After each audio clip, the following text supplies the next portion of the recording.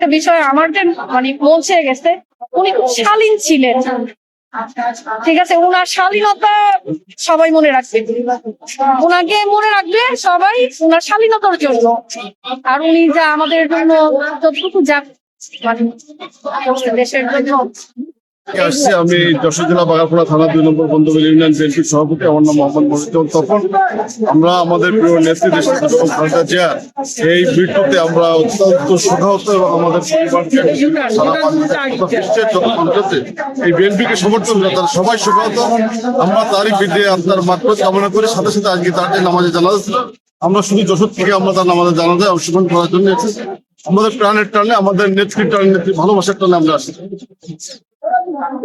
আজকে এত লোক আমরা দেখে খুব এত লোক এত আনন্দরিক আজকে এই দিনে আমাদের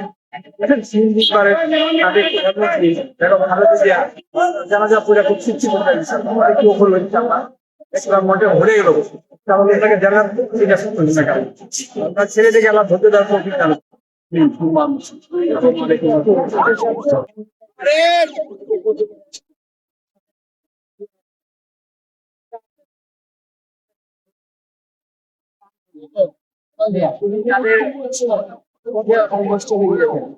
নারী অনুভূতি বলতে চাই প্রকাশ করা